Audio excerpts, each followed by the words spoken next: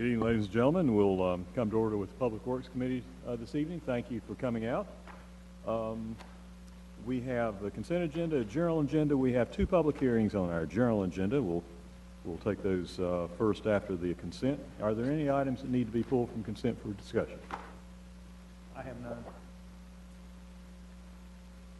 If not, is there a motion? You want to? Well, Which one? is Mr. Taylor here to give us a report on C5? Mr. Taylor?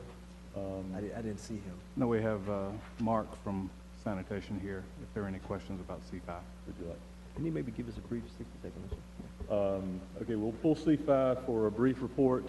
Is there a motion on the remainder? I'll make a motion to approve the balance. Second. Moved and seconded. If there's no discussion, those in favor, please say aye. Aye. Any opposed, no. That's approved, and we will go, please, to C5. Item C5, report on leaf collection. And this is Mark Fulmer with Sanitation, and he is over this program. Thank you. Mr. Fulmer. Yes. Mr. Fulmer, you don't have to give us the full report, but just Okay. for the general public's information, if you just give us a brief overview, please. Okay, all right. The leaf collection will begin on Monday, October the 31st. We're going to start in Quadrant 2. That's I guess you'd say the southwest area of town. The leaf website has been updated, and you can go on there now to find out when your estimated start date is for your collection in your quadrant. All the trucks and loaders have been serviced. They're ready to go. We've done extensive driver training this year for the new drivers and refresher training for all the other drivers. And we have placed on the TV 13 billboard the request for leaves and the guidelines for placing leaves at the curb. That should be up and running, I think, starting Monday. And I have just one question, Mr. Chairman. If you could just briefly give us the order of the leaf collection. You told us where we'd start. You can just kind of chronologically. Okay, it's going to be it's clockwise, so we'll start in Quadrant 2, then we'll move to Quadrant 3, Quadrant 4, and then 1. And quadrant, can you give us the quadrants? You mean like where they're located? Yes, sir, please. I think so. I actually have a little map here, but I can. That'd be helpful. Okay. So, I need to point to it. So we're actually starting right here. We're starting right here in Quadrant 2, and then we'll be moving here to Quadrant 3. This is like off of Peace Haven Road, Country Club Road. Mm-hmm. And then we'll be moving to Quadrant 4 up here. Ziegler Road, well, that's a very big area up there. But you can see it's bounded by Reynolds Road and Liberty Street going up that way. Those are the borders. Then Quadrant 1 will be the last one. I guess that would be the east part of Winston-Salem. So roughly speaking, you'll start on Halloween in Quadrant 2, Correct. Which is the southwest Yes. part of the city. You'll move to the western part of the city beginning the next, I guess you'd call it the 3rd. the 3rd, okay, November 3rd. Then you'll go to the north part of the city, November 11th. Mm-hmm. Then back over to Southeast. the southeast, your area, Mr. Taylor, November 18. And those are all estimates except for the start date itself. Unless it's pouring rain, that will be October 31, right? Correct. I guess I should say this. Just if you look at how it's been over the last 4 or 5 years, there's always, we do 3 rounds. There's one round that is not many leaves at. Sometimes that's at the beginning. Sometimes that's at the end. So we've actually had, like last year, we did the 3rd round. We did the whole city in 1 week. Sometimes that's been in the front, but usually the first 2 rounds are the heaviest. The second round's always the heaviest. So I think like correct. So next year we'll start in Quadrant 3. We'll start in the west. And it just depends on how the leaves fall, whether you want to be in the, depending when the leaves fall, being the first quadrant may be a good thing or a bad thing. Yeah, my constituents inevitably tell me that when we start with with our area, that means that it's late fall. And when we end with our area, that means everything dropped off in mid-October. So that's what I hear. The best is being in a position the third to pick up, because the first one there's no leaves down, the second one they start, the third one they get off. At any rate, so that's what it looks like this year. Thank you very much. Anything? Thank you for the report. Nothing further, Mr. Chairman. Thank you, Mr. Fuller. Okay, then let's move then to Journal Agenda Item G1, please. Item G1, public hearing and ordinance renaming a discounted segment of Maple Street to Erling Farman Drive. Okay. This presentation will be is Mr. Hamby here? Or Mr. Hamby is here. If Okay. there are any questions? Yes, Mr. Hamby, if you would just give us a brief presentation on what is proposed here, and then we'll see what public comments we have.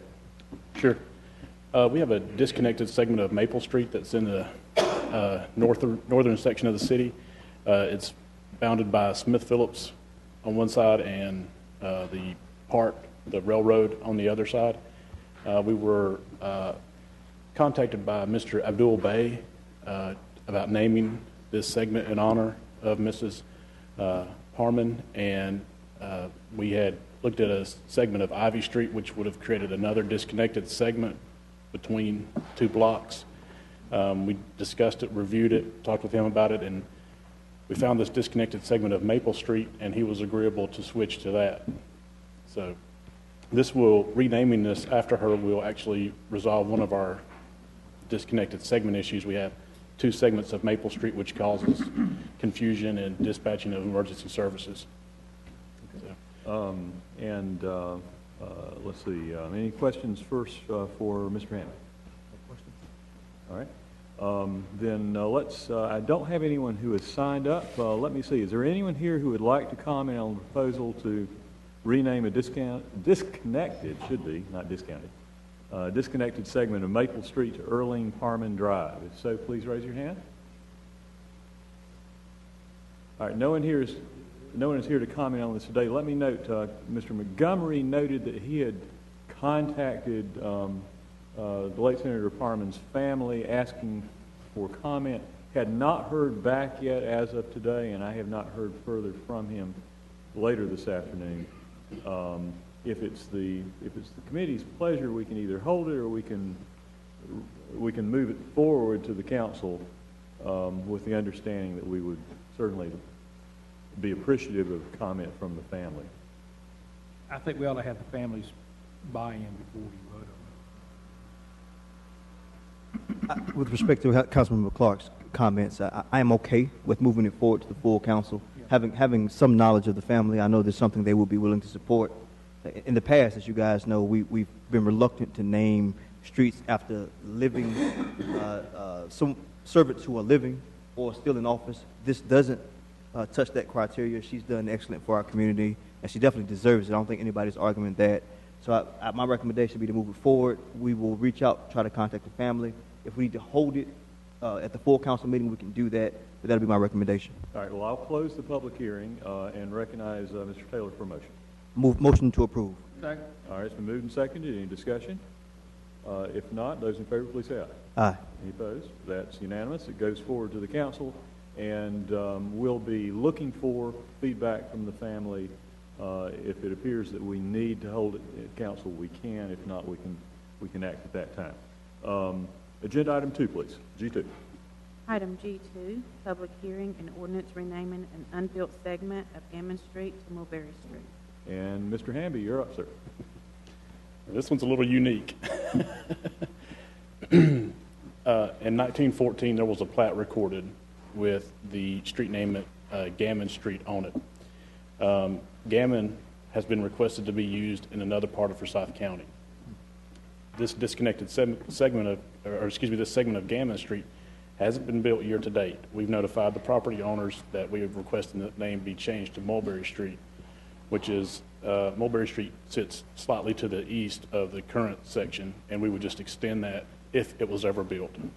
So we're asking to reuse this name in another part of Forsyth County, but it's never been actually built, and there's no homes addressed off of it, and It's just a recorded document that has that name on it. So the public hearing will provide any opportunity for anyone who owns any property to have an opportunity to speak for that. So this is a contingent, sort of a renaming in potential. Any questions of Mr. Hamby? Yes. Mr. Hamby, in terms of police, fire, and emergency management, do we sense any possible concerns as a result of the change? No, sir. I haven't. I send our street names to 911 dispatching for both the city and the county for them to review, and that street name has been fine with them to be used somewhere else. And they don't have any issues with extending Mulberry Street. Thank you, sir. Nothing further. All right, I will open the public hearing. Again, no one has signed up. Is there anyone with us today who would like to comment on the request to rename an unbuilt segment of Gammon Street to Mulberry Street? So please raise your hand. I don't see anyone. I will declare the public hearing closed and ask if there is a motion. So moved. Second. All right, any discussion? If not, the motion is to approve. Those in favor should please say aye. Aye. Any opposed, no. That's unanimous, and that goes to the full council consideration. Thank you very much, sir. Thank you. What we have left today is the meatiest item on the agenda. This is an update on Winston-Salem Transit Authority services, particularly with regard to the state of the transit fund and questions related to the TransAid service. I will note at the start that this is a complex topic, and it's one on which we've received a number of comments over the past year or more. Normally, I would welcome direct public input to the committee today. However, the subject matter today includes issues that are the direct subject of a pending complaint, administrative complaint with federal transit agency. Therefore, after consultation with council, we will not be taking direct public comments today, but we welcome public comments. They should please come in through either our attorney's office or the city manager's office, so they can be taken in the context of the pending administrative complaint and as appropriate routed to the committee for consideration. I do not anticipate any committee votes today, but this will be a review of presentation and opportunity to ask questions of staff, and through attendance here in person today and TV 13 to brief the public on pending issues. Having sort of laid that kind of background, Ms. McCall, will you be initiating the presentation today? Mr. Turner. I just have a few introductory words. As the committee is aware, you discussed this previously, and we wanted to bring additional information back to you, as you have alluded to, Mr. Chairman. The topics to be covered will include TransAid service, as well as the recent audit and the staff's response to that audit, and then finally a significant discussion on the financial challenges facing the transit program. So in general, we have significant problems regarding the financing going forward for our transit program generally, including our TransAid services, and we have quality inquiries regarding some aspects in particular of the TransAid program. That is correct. And one of the things you'll notice is a comparison of our city to other cities in the area of funding. Thank you. Ms. McCall. Thank you, Mr. Chairman and members of the committee. I will introduce the collaborative, or staff from the collaborative. The collaborative is the firm that was hired by FTA to conduct the ADA complementary paratransit audit of WSTA. And ADA, Americans with Disabilities Act? Americans with Disabilities Just for Act. the general public. Yes, sir. Thank Yes, sir. Thank you for that. We've since hired the collaborative to review the modifications that we've made in response to the audit which was completed, and to confirm that we are in compliance with FTA. We've also asked the collaborative to, based upon their experience that they have, to review our services and make other recommendations that may improve upon the services that we have to the citizens. Presenting today would be Dr. David Chai. Dr. Chai is a senior project manager in the transportation group for the collaborative. Dr. Chai is an expert in paratransit and ADA, or Americans with Disabilities Act compliance, and he also serves as the current chairman of the TRB's Paratransit Committee, and TRB is the Transportation Research Board. So with that, I will introduce Dr. Chai, and immediately after Dr. Chai presents, then Mr. Steve Haverluck with our budget office will then come up and present information on the current status of the Mass Transit Tax Fund. Thank you, Mr. Phillip. Dr. Chai. Yep. Hi, good evening, members of the Public Works Committee, City Council, and residents of Winston-Salem. As Ms. McCulloch said, my name is David Cha. I work for the Collaborative, which is a planning firm based in Boston. We've been asked to work with Worcester and the city to help you improve your paratransit service, your Transaid service. As Ms. McCulloch said, I specialize in this area. It's been my main area for 30 plus years. I guess I can't say since I was 5 years old. But we've done this sort of work as a contractor to FTA, as well as directly for transit agencies across the country. So I think what I can bring is not telling you what the best thing to do is, but to make suggestions based on what we've seen other agencies have done to try to resolve various issues that you're facing. So what I want to talk about briefly in my portion of the presentation is, again, a quick overview of what the ADA requirements are, Americans with Disability Act, and what the Federal Transit Administration's role is in overseeing these requirements, where Worcester stands in replying to the FTA report. Yeah, just briefly, again, for folks who may not be familiar with our acronyms, WSTA is Winston-Salem Transit Agency. Okay. Thank you very much. Third, I want to talk about some ideas for fares, and not just for Transaid fares, but even for your regular bus fares. Okay.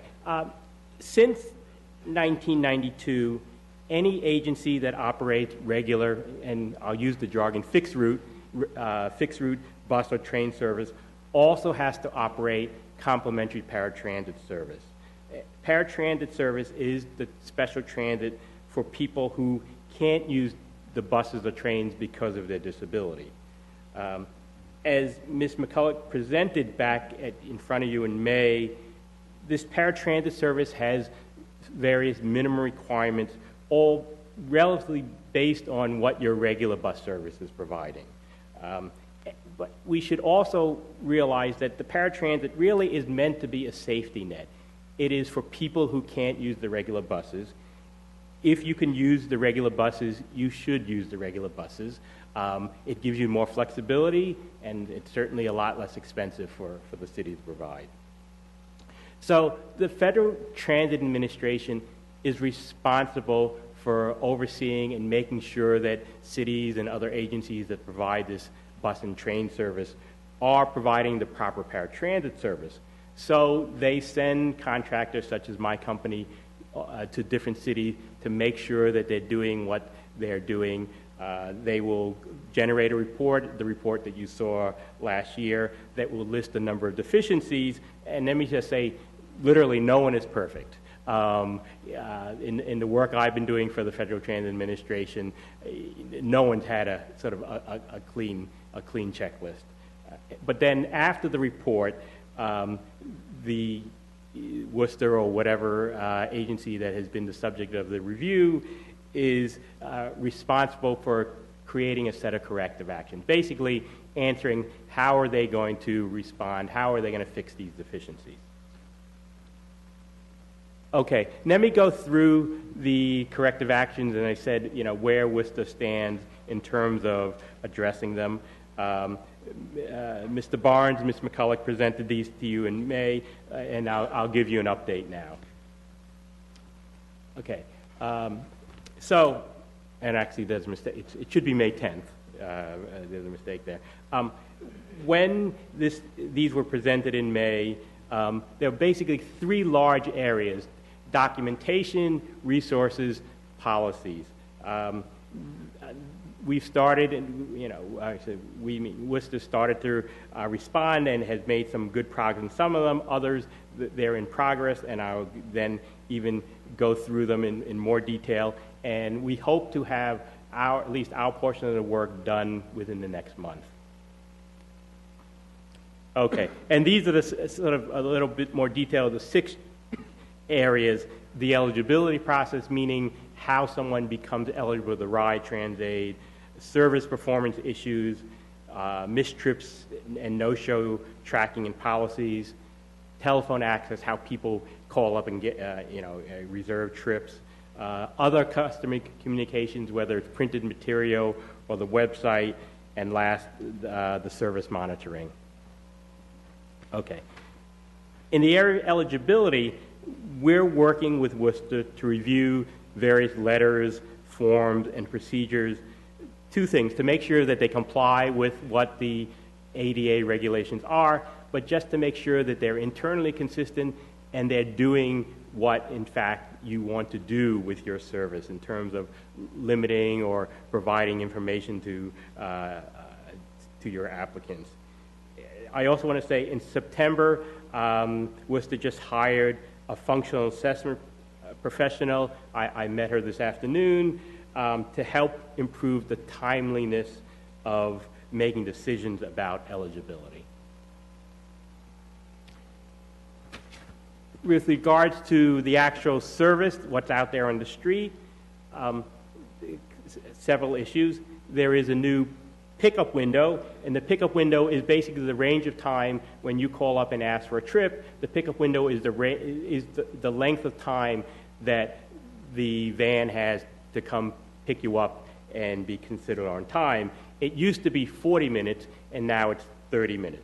So that basically is better service for the riders, and it's also a range which the FDA finds acceptable. Second major change, and this is something that's a work in progress, there's going to be a new edition of the paratransit software, and the software helps with scheduling the trips, dispatching the trips, managing all the data that's involved, including the client data, as well as just all the performance data. The expectation is that the testing and training and installation is going to happen in November, and it's actually going to be in full use by December. Couple more things. Yes. 30 minutes. No, it's total. It's a total of 30 minutes. Yes. It used to be plus and minus 20. Thank you. Okay. In terms of actual additional resources, there are 6 new vehicles which have come on board during the course of this year. They're already in service. There are 12 more which are in the planning stages. They're not all new additional service. A lot of them are to replace older vehicles. And when we were here last year, we really saw the unreliability of some of the older vehicles was the biggest sort of barrier in terms of providing the service that should have been out there on a day-to-day basis. And so we think that's a very important process. And just to give you a sense of context, I mean, the total fleet is about 40 now. So adding that many vehicles or having that many new vehicles is really a very significant upgrade to the fleet. I'm sorry, how many vehicles? 6. 6 vehicles. The total fleet is about... No, total fleet is about 40. We purchased or received 6 vehicles about 4 months ago. And do you think that will be sufficient to, I was going to say, to reduce the delay?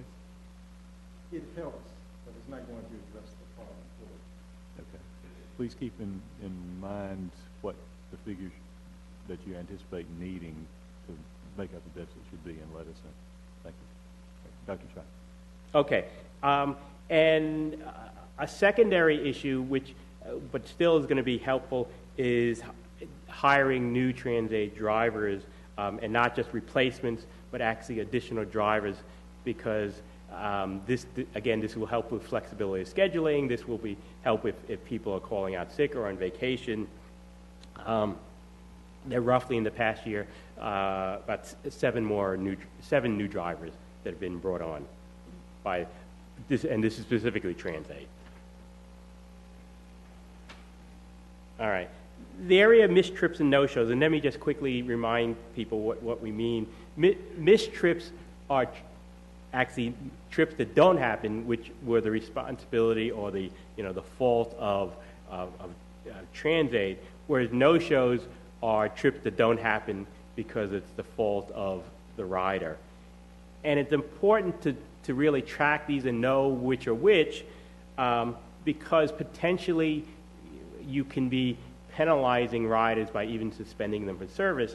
So you want to make sure that when you are suspending them, that you have the correct count and you are making a fair and appropriate judgment on whether these people should be potentially suspended.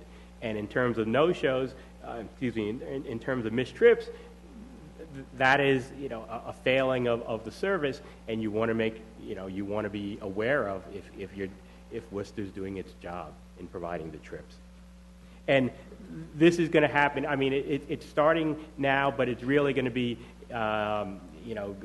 fully completed by the time the new software is in effect later this year.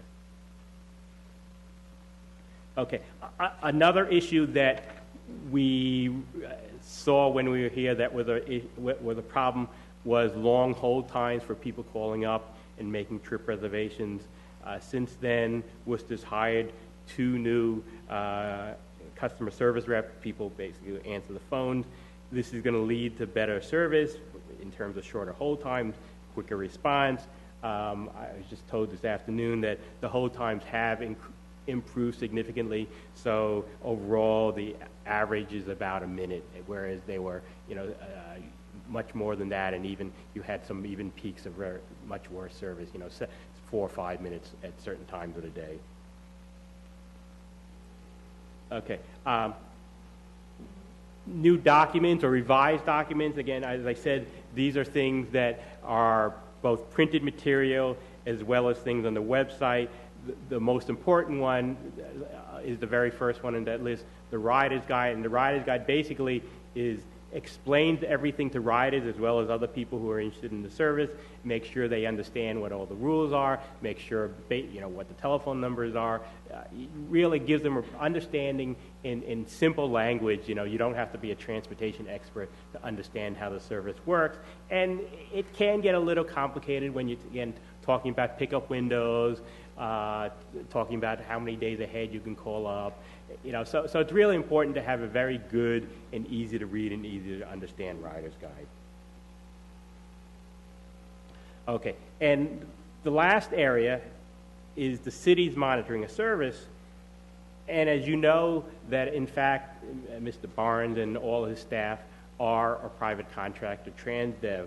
So there is a Federal Transit Administration response requirement, but it also just makes sense as you as representative cities that you should be monitoring and you should be aware of how well or how not well they're doing.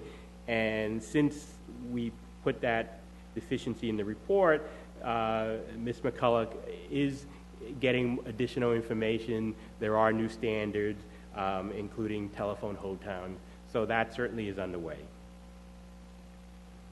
All right. Let me talk a little bit, some ideas about fare policy, and not just the TransAid, but your regular bus service. As you probably know, complimentary paratransit is very costly to operate, a lot more than riding, than your bus service when you're measuring it on how much it costs per trip. So when the ADA came into effect, it included a provision that allowed the paratransit fare to be as much as twice as the regular bus fare. So your bus fare now, your regular, someone puts cash or buys a ticket, it's $1. You could charge as much as $2. I'm not suggesting that, but just that's what you're allowed to do. So let me show you a set of some of your North Carolina peers and how much The second column is how much their regular bus costs. Next column over is how much their paratransit cost per trip in terms of what the fare is. And the last column on the very right is the ratio between the two. So you'll see that a number of these agencies are actually charging double. I mean, Asheville, Cary, Durham, High Point, Raleigh, Wilmington, they're all charging whatever the regular bus is, they're charging twice that for paratransit. Some of them, Greensboro is an outlier, they're charging the same, but you see others are charging not quite double, but a lot more. And then you see at the bottom, you guys, who are charging, not only are you charging, not even charging the same, you're even charging less for your paratransit, which is very unusual. I'll put it there.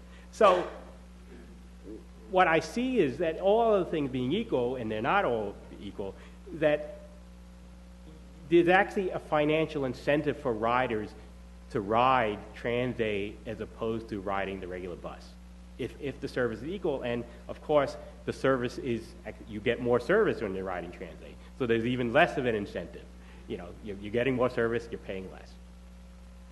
So that is, you know, when even before we got here last year, that really struck us as being, you know, ultimately it's your decision, but it's a very unusual decision. Yes. Dr. Chai, just kind of looking at the map, just a real quick question. How does Greensboro compare to us in terms of ridership? 'Cause I'm seeing that their fixed route and the ADA paratransit is exactly the same as you mentioned. We would have to raise ours up 50 cents to even be comparable to our peer city. How do we compare to them in ridership?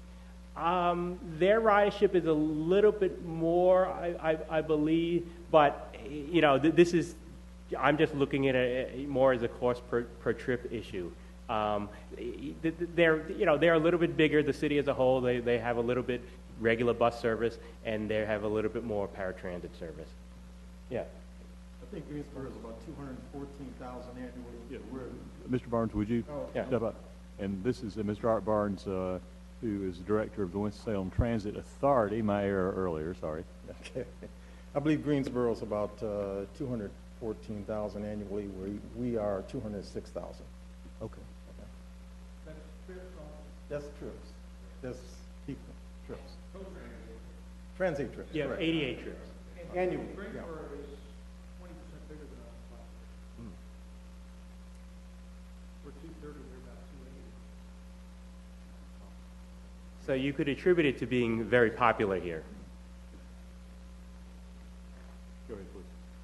You know, actually, I think it would be relevant in this context to compare the ratio of fixed route trips in Winston-Salem and Trans-A trips versus Greensboro and some of our other peer cities, the ratio of fixed routes to Trans-A or to the paratransit. We can bring that information back. Thank you. And I think on a per capita would be another column here would be helpful. Exactly. Yeah, that's right. Thank you. Thank you. Okay. Let me just show you another very simple chart, which is comparing what the cost per trip is. Basically, you know, the average cost to provide a Worcester bus trip as opposed to a Trans-A trip. And this is from last year. And you can see the average, you know, is just taking total cost divided by total passengers, was $4.14 for a bus trip, where it was $17.61 for a Trans-A trip. And by the way, let me tell you that $17.61 on a national scale is not that expensive. I believe, you know, just looking at the whole country, the average paratransit trip costs in the upper 20s, and there are some big cities where it's even in the 30s and even higher than that. So 1761 is not an outrageous cost. Let me put it that way. But when you think about it, you know, 4 times more for cost, and you're charging half as much. All right. So let me just finish my portion of the presentation with a few ideas. That, as I say, I'm not here to tell you what to do, but I'm making suggestions based on what I've seen other cities do around the country. First is to eliminate that financial incentive to be riding Transaid over the regular bus. Is the Transaid fare should be more, and I would say at least make it equal, so that financial incentive is removed.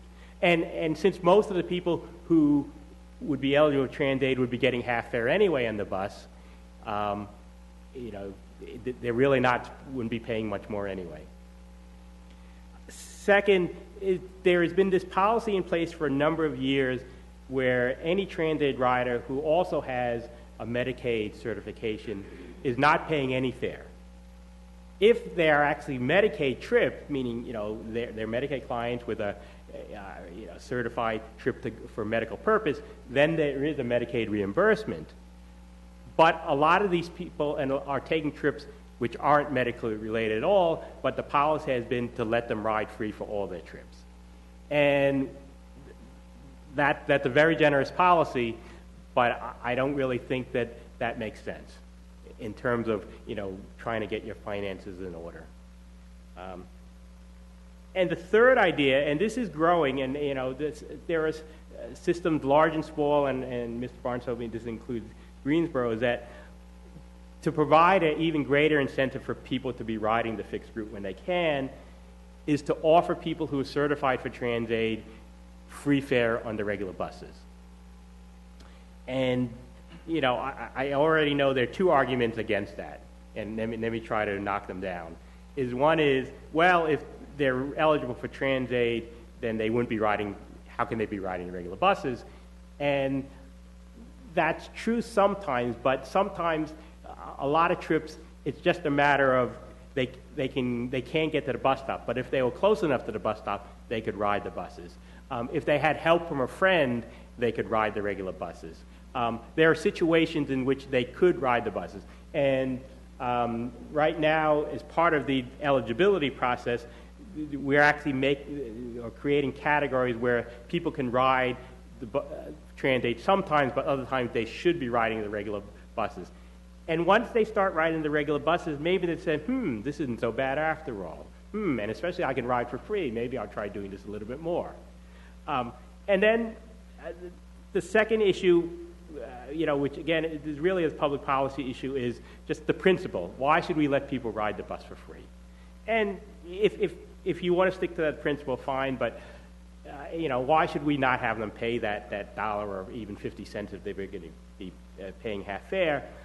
But think about that 50 cents that you're not going to be getting as opposed to the $17.61 of the trip that you won't have to be providing anymore in Transaid.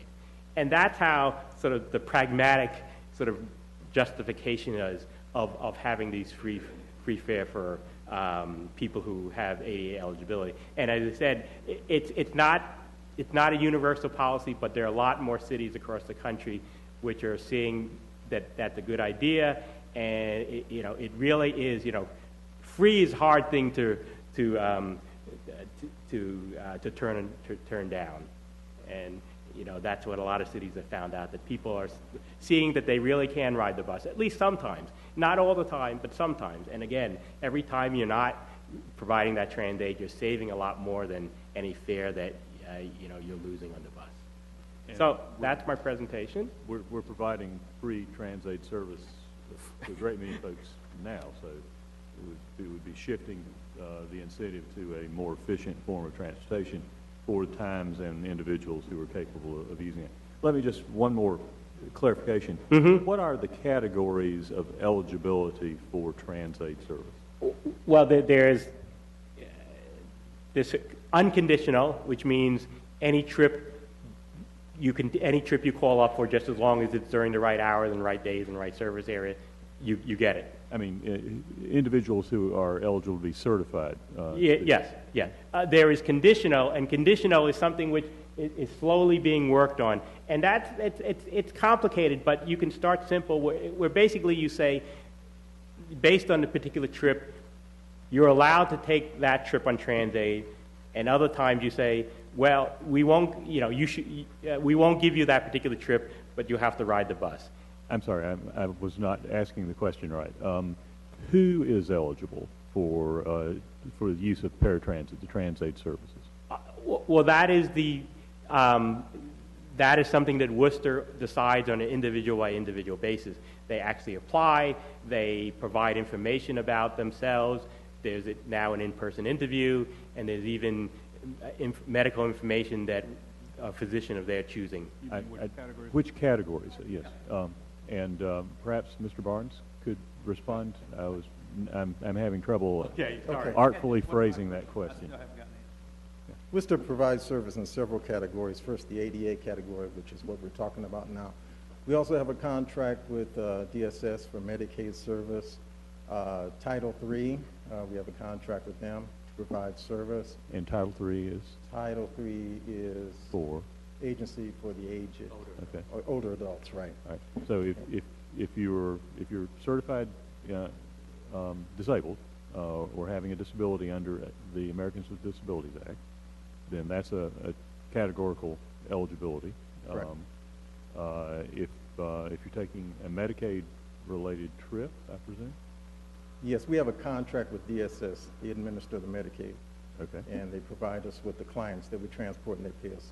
And then if you qualify under Title III for older adults, and what's the age? 60. 60. All right. So basically, anybody who's 60 or older would qualify for TransAid eligibility based on their age, with nothing showing nothing more. Okay. Man, you could take it. Yes, I could. Me too. So could Mr. Clark, I think.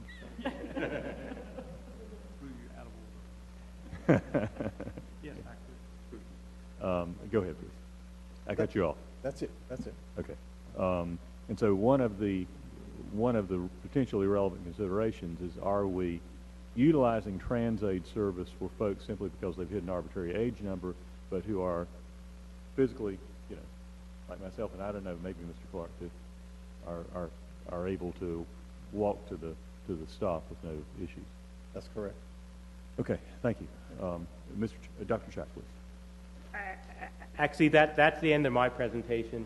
I believe we're going to have a further discussion about the finances, but I will be here to answer more questions. Thank you. If you can hold for a moment, Dr. Chack, I believe Mr. Clark. Yeah. Oh, sure. And this may be for Mr. Barnes. I'll just go down the list. Is no-shows an issue? Do you have a lot of no-shows? Let me ask. Yes. The answer is yes. Any order of magnitude, percentage? And if we have other staff who need to come up, please feel free, and if you'll introduce yourself at the podium.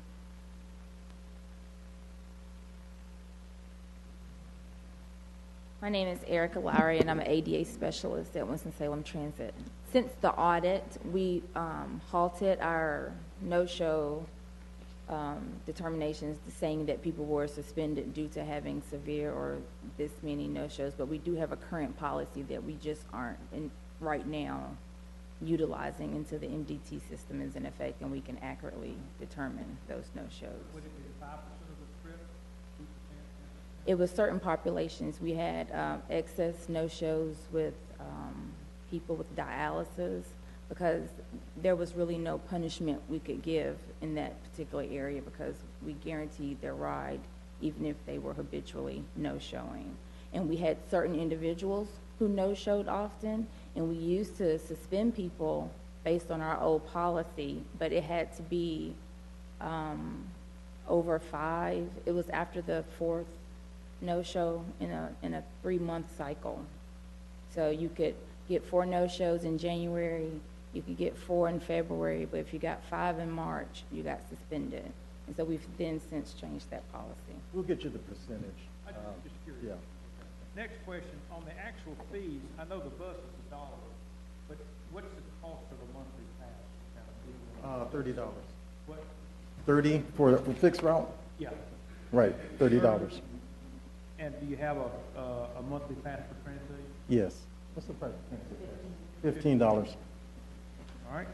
You've gone on eligibility.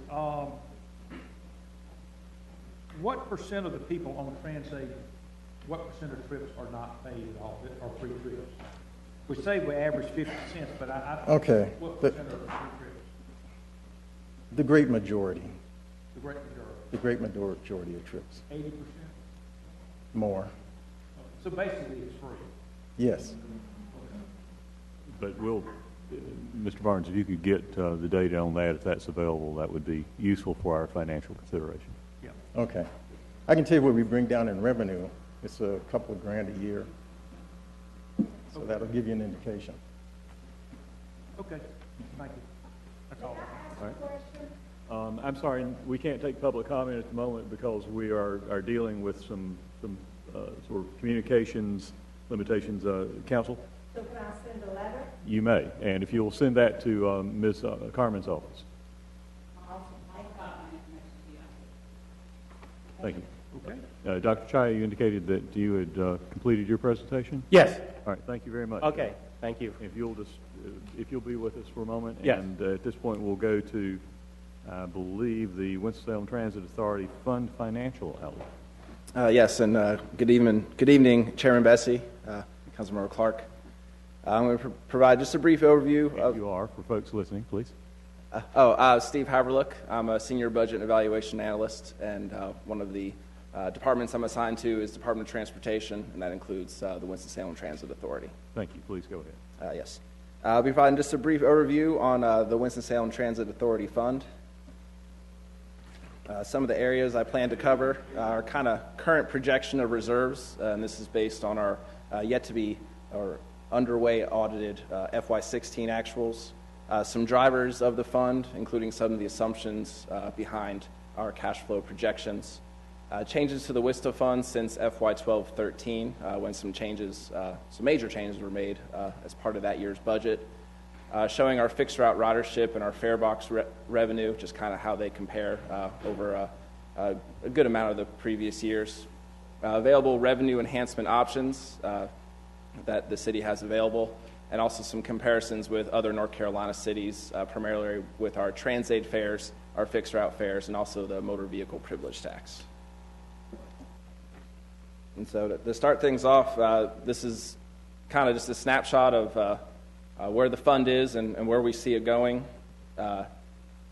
Not the top of the kind of peak, but one to the right. That's where we see ourselves at the end of FY 15-16. Then we see some drastic drops happening at the end of the current fiscal year, FY 17, and then even more drastic falling below the amount of reserves at zero into 17, 18, and beyond. I do want to note that the available of fund balance or reserves is on paper. The reality is, due to delayed receipt of funds from the Federal Transit Administration, the WSTA fund has zero reserves and is currently borrowing a little over $3 million from the general fund until those revenues from the Federal Transit Administration do arrive. Just for clarification, that's not a discretionary reimbursement, it's just slowed up in the paperwork? I'll defer to Tanique. I know she's handled the kind of receipt for those. The 2015 funds, we've received fund approval or grant approval from FTA. 2016, we will be providing or requesting the TAC to make a recommendation to appropriate those funds to WSTA. And the FTA has not made the appropriation of 2017 funds yet. But for services already provided, we are guaranteed under the program, the federal program, the reimbursement. Is that correct? When the funds, once we've gone through the process of grant approval, then we can draw down those funds, yes. How far does the existing approval reach in time? The 2015 funds were just recently approved. We're in October, it was in September.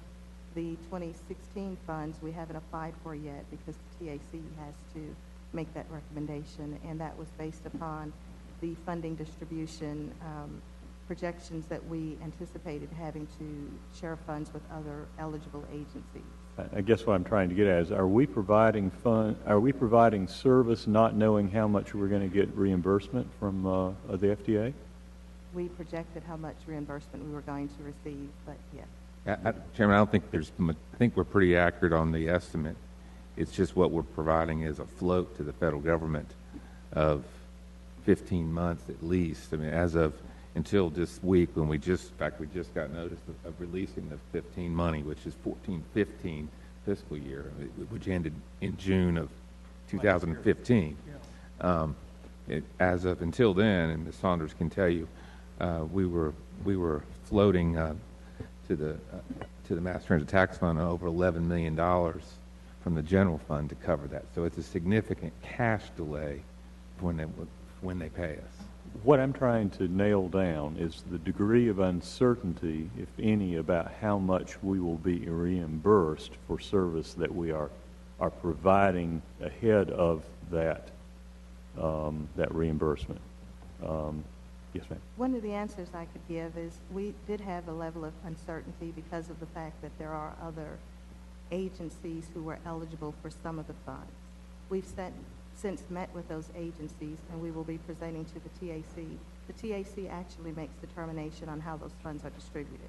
We will be requesting that we will be making a presentation to the TAC on a distribution method that we've agreed to, not only with WSTA services, but the other eligible agencies, so that going forward we can provide to our budget department and our finance department a more definitive amount on how much we can expect to receive from FTA. All right. So in the past, we have been able to provide services pretty much with a guaranteed understanding that we would be reimbursed for that. Right. And once an agreement is in place and approved by a local committee, then we will once again be in that position going forward. Is that correct? Yes. Yeah. Right. And the committee, by the way, in question is referred to as the TAC. That is the Winston-Salem Urban Area Transportation Advisory Committee, and that is the committee composed of representatives from the counties and municipalities that are contained within the Winston-Salem urban area,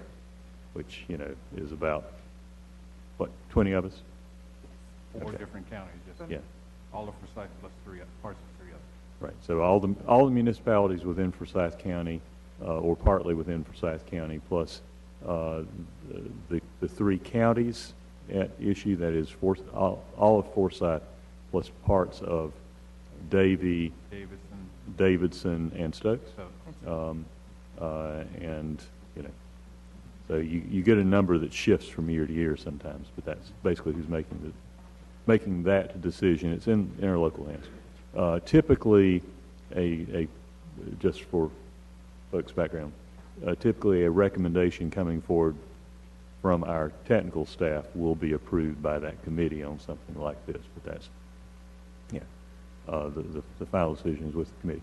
Okay, that covers that point that I was inquiring about. So if you would like to continue with the background, thank you.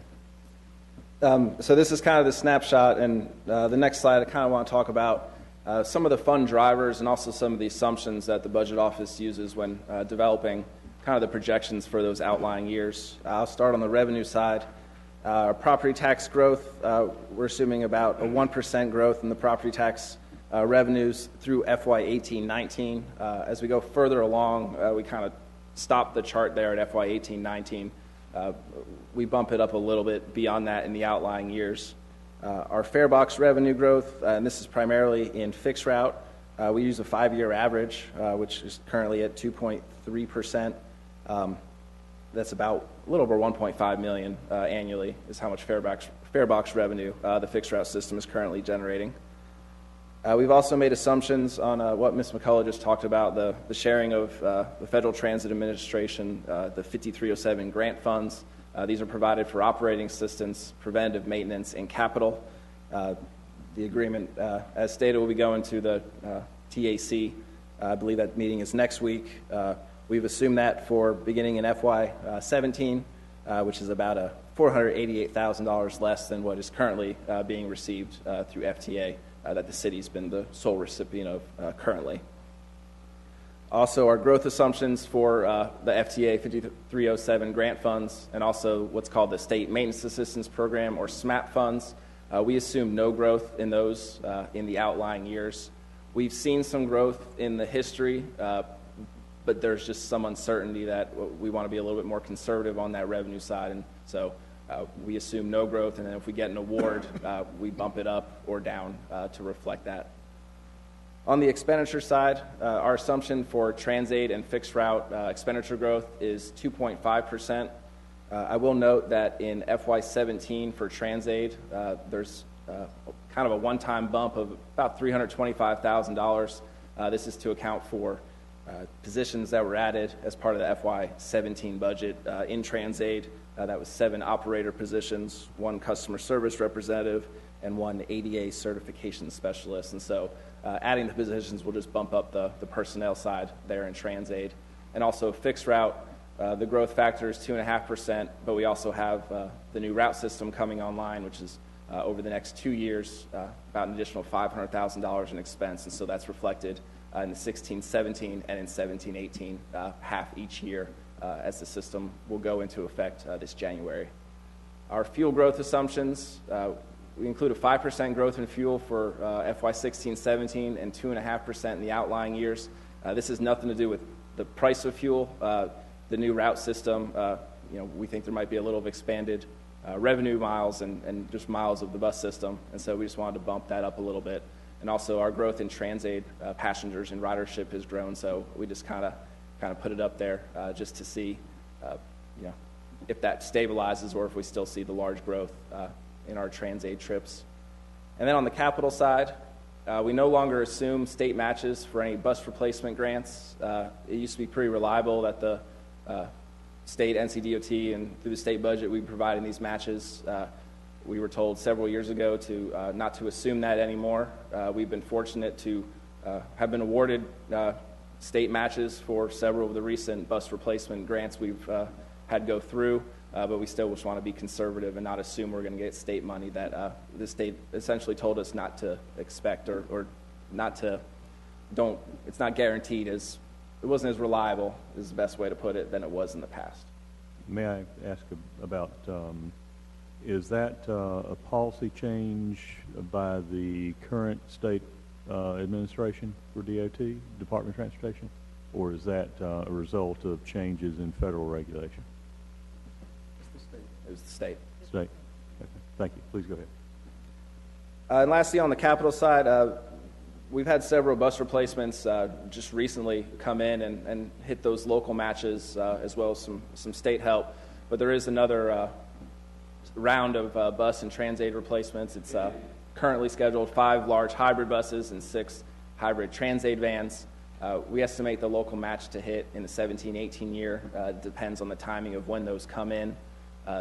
Without any state assistance, that local match is $635,000. Next, I want to talk about just the assumptions and what's changed in the WSTA funds since FY 12-13. The reason we focus on 12-13, looking back to that earlier chart, that is when fund balance actually went under zero, and so some changes needed to be made for the solvency of the fund. The 12-13 budget, to help with that, increased the property tax rate allocated to WSTA from 1.58 cents to 3.08 cents.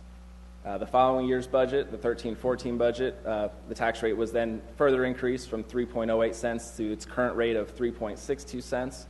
This was a revaluation year, and so that tax rate was the revenue neutral rate plus a reallocation of property tax rate from the general fund and the debt service funds. That reallocation was approved to fund Sunday service, which began in 13-14. Looking at the changes in TransAid, the large growth in TransAid ridership in 12-13, about 160,000 passengers. That's over 205,000 currently, over a 25% increase, and so much larger growth as the population also kind of grows older. Our expenditure growth, we take out fuel. There's been a large drop in our fuel expenses with the drop in fuel prices, so we want to control for that. But they're up 35% since 12-13, largely outpacing what we would expect annually. Also on the ADA calls, that's increased, and that's pushed out some of our what we call Medicaid calls, where we can achieve that Medicaid reimbursement. That revenue for Medicaid is down 56% in actual dollars. That's a little over $200,000 in revenue that we just don't have the capacity to receive because the ADA trips have for lack of a better word, are dominating the number of trips that are currently going on for Transaid. When they said we say Medicaid reimburses us, how much do they reimburse us? It's about $21, 21.02 cents. So it's close to our cost. Oh, yeah, it's a little more, actually. A little bit more, okay, thank you. And one question, the 35.1% increase in expenditures minus fuel since, in Transaid costs, expenditures since 2012, 2013, that's total, that's not annual? That's total. Total, okay. Please go ahead. Thank you. And I will note on that 35% increase, personnel is the driver. Salaries, we've added some positions. Also, our healthcare costs, some new requirements with the Affordable Care Act on number of part-time hours. All that has kind of hit and is driving that increase. And then lastly, the additional Transaid positions that were approved in the 16-17 budget that I mentioned earlier, and that's about $325,000 is what's currently budgeted for those positions. On the fixed route side, Sunday service, those bus routes began November in 2013. Our original estimate was about $425,000 for that. The cost is, I don't want to say the same, but fuel prices have gone down, but personnel prices have gone up. But that cost was additional from what we were looking at a few years ago. Additional funds that will be needed for the updated fixed route system, which will go into effect this January. It's approximately $500,000. Most of that is also in positions. The approved budget include 12 new positions in fixed route, 9 operators, a supervisor, a mechanic, and a cleaner, just to handle the additional load of the updated fixed route system. Similarly, expenditures controlling for fuel up 21%, so that's following a little bit more than what we would expect if you look at it on a per year basis. And also our fare box revenue is down about 10%, and the chart on the next page will kind of show it reflecting with our ridership, but I would say current fuel prices have driven part of that. Our ridership has also decreased, and so we would expect a decrease in our fare box revenue. Would you attribute the expenditure increase primarily to the increased service, the additional day of service? Partially, and also some personnel costs are also okay. The big same driver. kind of personnel costs associated with the. Mm-hmm. Okay, thank you. I believe the new routes, there are more routes.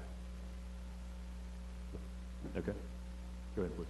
On the capital side, the state process changed for awarding grant matches, and so we no longer can assume those matches, and that's a big assumption that is going to make your any decrease in the future years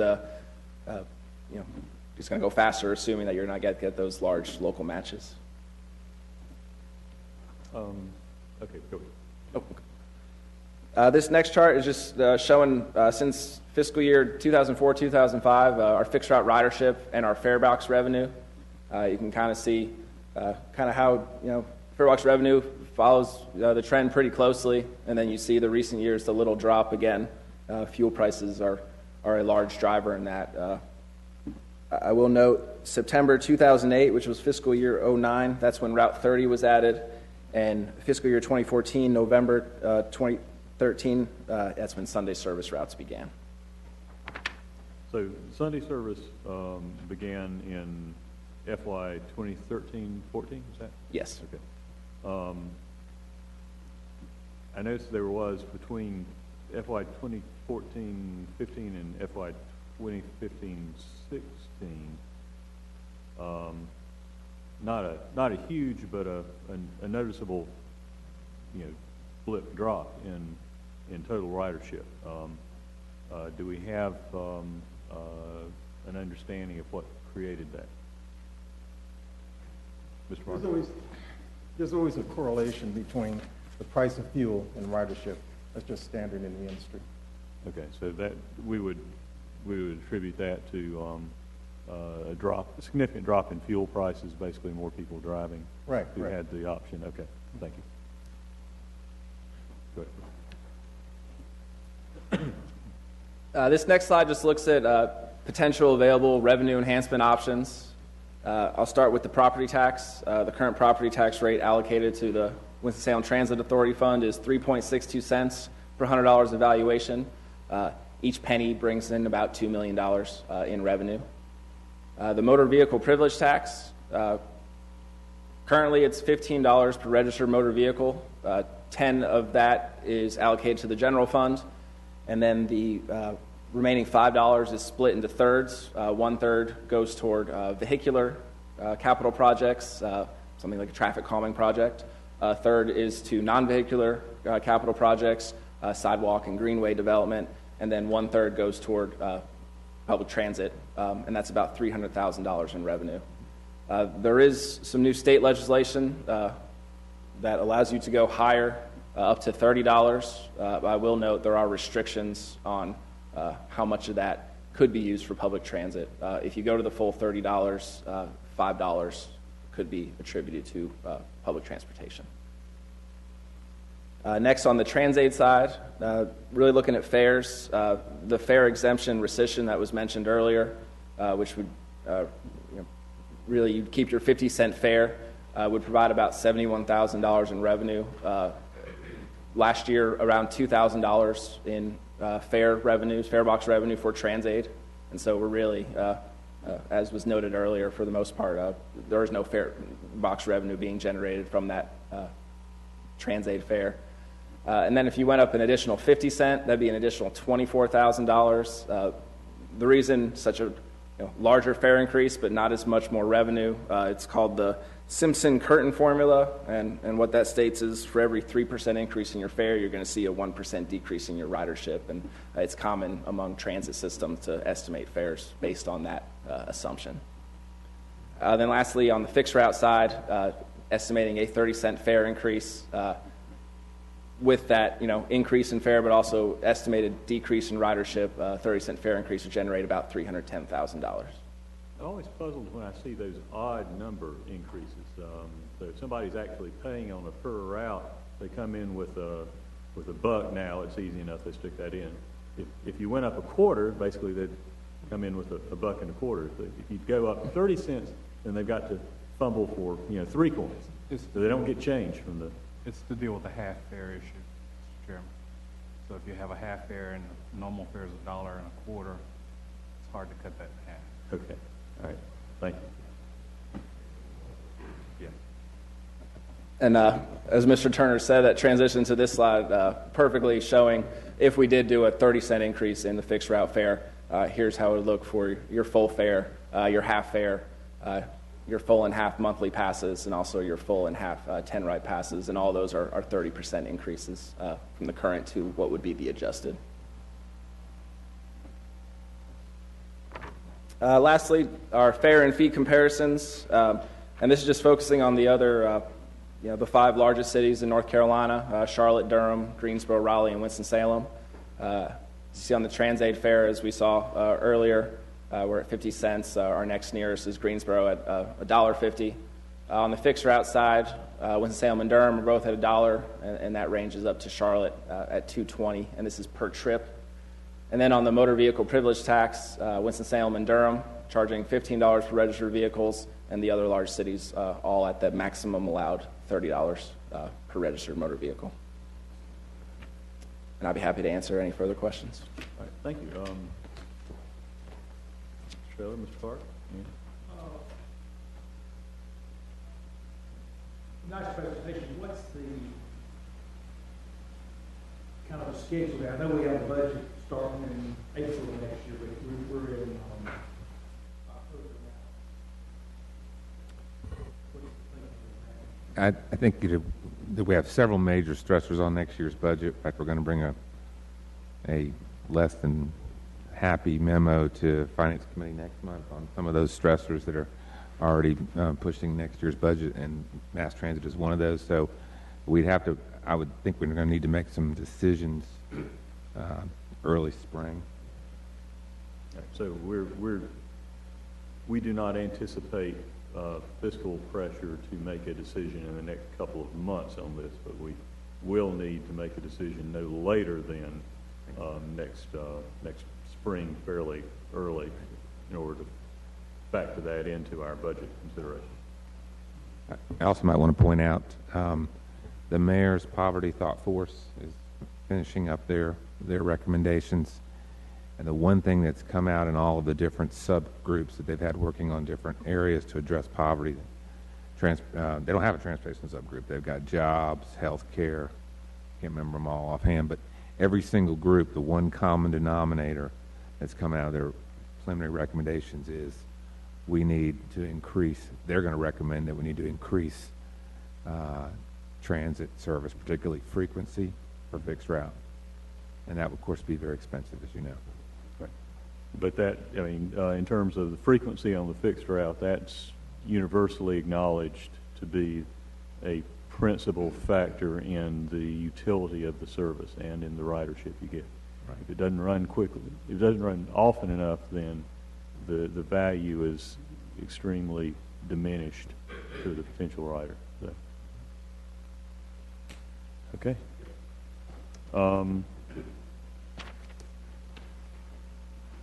Ms. McCullough, anything that you would offer to wrap up? No, sir. Okay. I don't have anything else to add right now. Mr. Barnes, Dr. Chai, any additional comments today? No, sir. All right. And again, interested public, welcome to submit comments, please. If you'll see Ms. Carmen afterwards, she will give you the way to forward that. And again, that is because we are dealing with an ongoing pending administrative complaint against the system, and we want to make sure that we're not having inappropriate contacts with effectively administrative litigants. And you know, it complicates our consideration because we want and need public input, but we've also got to play it straight according to the rules of those administrative complaints. And we have to begin now, you know, contemplating the factors in making a decision, because it's both important to the quality of service for both our paratransit and fixed route riders, and key to our budget considerations. That's why we're moving forward despite the limitations on how we can address the input.